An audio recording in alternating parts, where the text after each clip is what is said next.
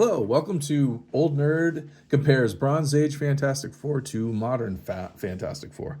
I don't read modern comics. I've kind of dipped out of going to the comic shop. It's just been disappointing the last few years. Like I'll see something that looks interesting and I'll try it, and I don't know. It doesn't feel like it to me. It doesn't feel like Marvel Comics to me, and that's that's just part of growing up, I guess.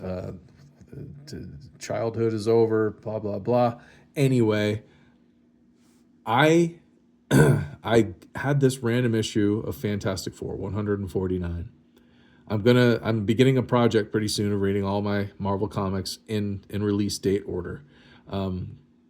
This is a little like this is just on its own a couple issues before my collection of Fantastic Four starts. So, and I just gotten a few comics from eBay, and the seller included these three issues of Fantastic Four. They're all tied into this Empire storyline that happened back in 2020. So what I did was I wanted to see, since they sent them to me, it was a free gift. It was a nice gesture. I don't care for the newer stuff, so I just figured it would be a fun little experiment to read the oldest Fantastic Four I have, and then these newest Fantastic Four I have in my possession. So I did that. I read this. Very good stuff. It was nice shape too. Really nice shape. This came out in what, 1974. Same year I was born.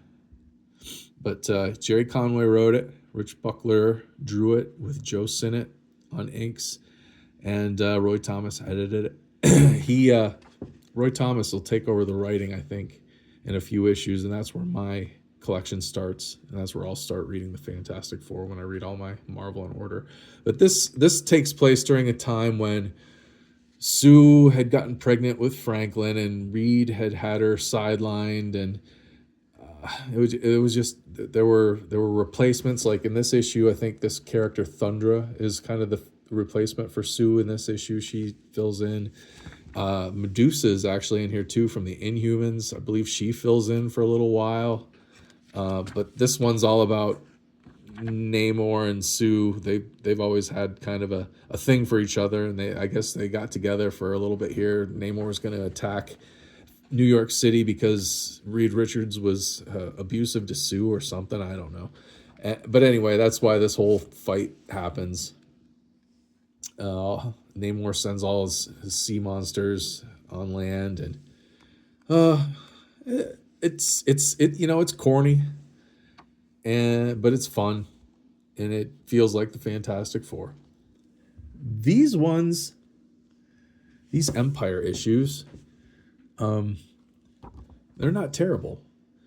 They're written by Dan Slott. He wrote, this is Empire. This is like a limited series. Empire number 0, Empire number 1.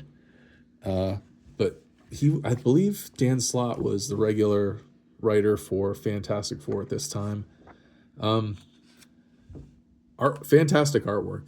All the new artwork is really good in modern comics. I'll say that for sure. Even though the characters don't feel like Marvel characters anymore to me.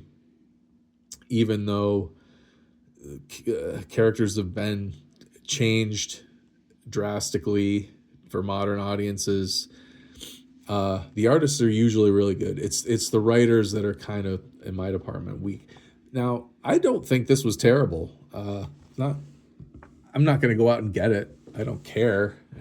But it was a fun little storyline, kind of an extension of the classic Marvel Kree versus Skrull thing. And this series utilizes, like, there was a big war between the Kree and Skrull throughout the galaxy in Marvel Universe, and they were kind of the focus of any comics that mentioned it or had to do with it. This series brings up like a plant culture that was kind of a victim of the Kree Skrull War, maybe. I'm not sure. But this third race, this plant race, wants to take over the galaxy by turning everything into plants, basically, I guess, is kind of how this works. I'm probably getting that way wrong. But these 3 issues weren't bad. Good artwork. It basically did feel like the Fantastic Four. No more corny, no less corny than the 1974 issue. But nothing I'm interested in. The older stuff I'm interested in. I like the pop culture. Like, it's cool because that was something that Stan Lee brought to the Fantastic Four, with pop culture references. I think he did it in Spider-Man as well. Like recent current pop culture, he would mention the Beatles or something like that as a joke or something. Watching something on TV that was currently popular on television, they'd have a little one-liner or something about. Stan Lee would always do that in the comics. And they continued that on. This is shortly after Stan Lee was done writing it, this 149. I think Stan Lee wrote to like 125 or something like this. So this was only 25 issues later, since Stan Lee had been done writing 2 years later. And they still had their house style, Marvel did, and the writers, especially Roy Thomas, who was the editor, tried to encourage that same type of Stan Lee feel in the writing. So, and Dan Slott does that a little bit in this, I will say. So that's pretty cool. But if I had my druthers, I'd pick the old stuff. I do. But that's just an old nerd's opinion. What's your opinion? Tell me about New Fantastic Four. What am I missing? Because I just don't see it. I don't see the allure. Anyway, thanks for watching. Like, share, and subscribe. Comment down below with any cool trivia or anything I got wrong. And I'll see you next time.